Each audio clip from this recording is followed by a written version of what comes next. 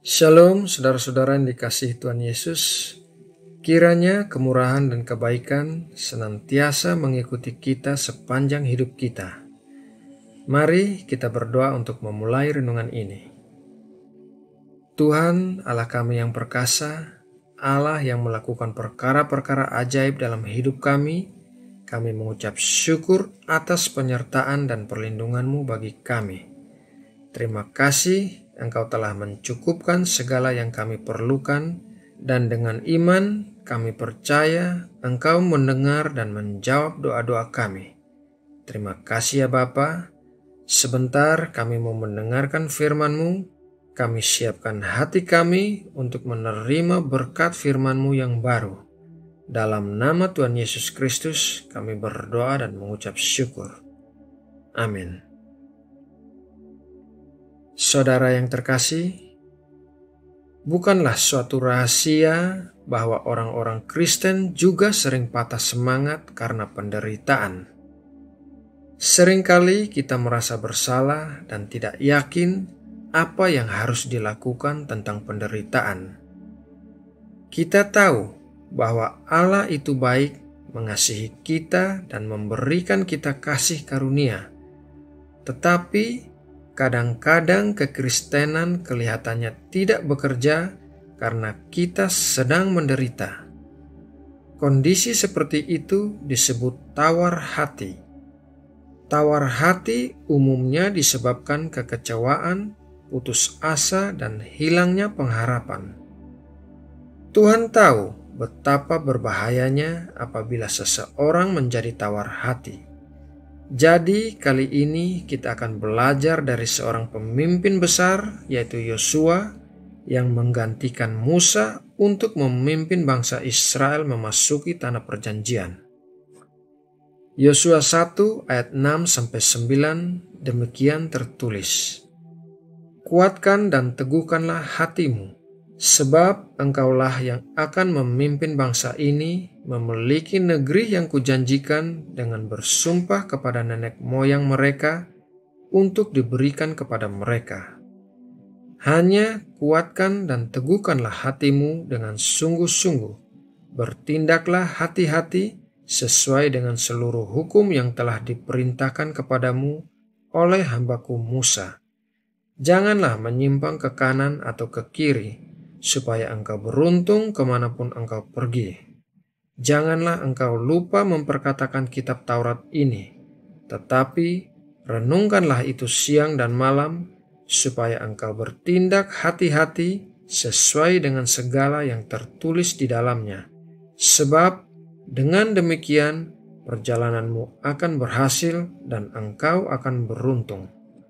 Bukankah telah kuperintahkan kepadamu, kuatkan dan teguhkanlah hatimu, janganlah kecut dan tawar hati, sebab Tuhan Allahmu menyertai engkau kemanapun engkau pergi.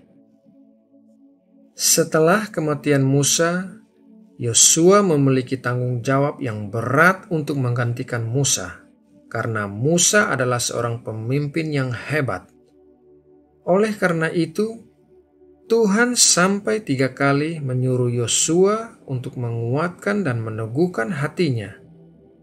Dalam 3 kali perintah Tuhan kepada Yosua itu, kita bisa belajar 3 hal yang akan membuat Yosua menjadi berani, yaitu janji Tuhan, firman Tuhan, dan kehadiran Tuhan.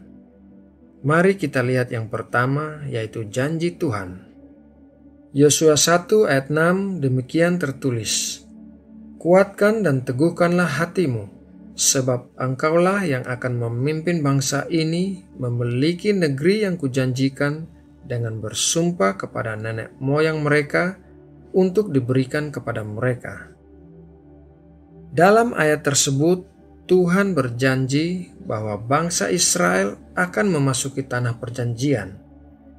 Bila Tuhan memanggil kita untuk tugas baru, dan kita melangkah dengan iman, maka kita bisa yakin bahwa Tuhan pasti akan menggenapi janji-janjinya. Tuhan juga pasti akan memperlengkapi kita dengan kemampuan agar sanggup menjalankan tugas kita. Hal yang kedua yaitu firman Tuhan. Di dalam Yosua 1 ayat 7-8, hanya kuatkan dan teguhkanlah hatimu dengan sungguh-sungguh. Bertindaklah hati-hati sesuai dengan seluruh hukum yang telah diperintahkan kepadamu oleh hambaku Musa. Janganlah menyimpang ke kanan atau ke kiri, supaya engkau beruntung kemanapun engkau pergi.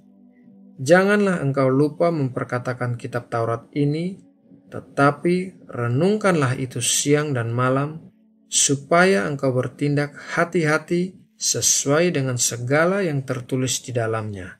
Sebab dengan demikian perjalananmu akan berhasil dan engkau akan beruntung.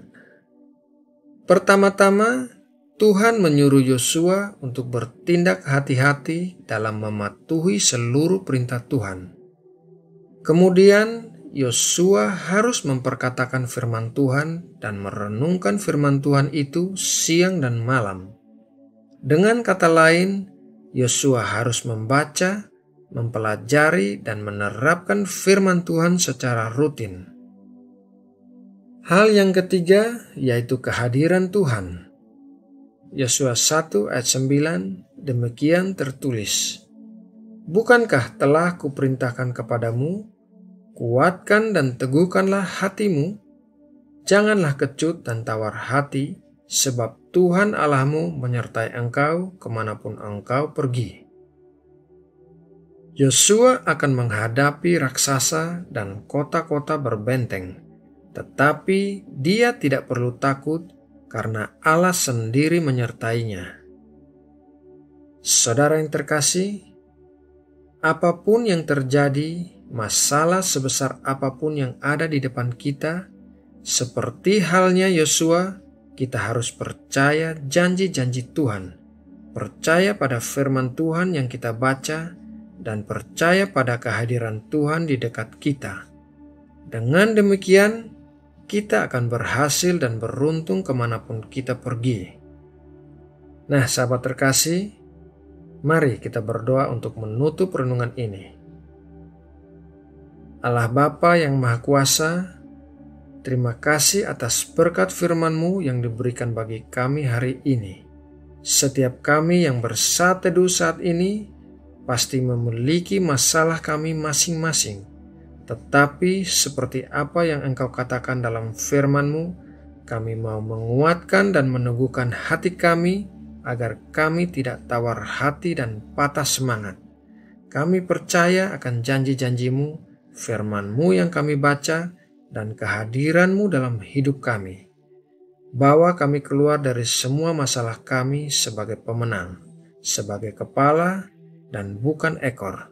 Biar nama-Mu saja yang dipermuliakan lewat kemenangan kami. Terima kasih ya Bapa. Kami juga mau berdoa bagi bangsa dan negara kami Indonesia. Berkatilah Indonesia. Curahkanlah belas kasihan bagi Indonesia, bagi jiwa-jiwa yang terhilang di Indonesia, agar mereka boleh mendapat kesempatan mendengarkan kabar Injil Kristus di dalam hidup mereka. Terima kasih Bapa. Dalam nama Tuhan Yesus Kristus, kami berdoa dan mengucap syukur. Amin.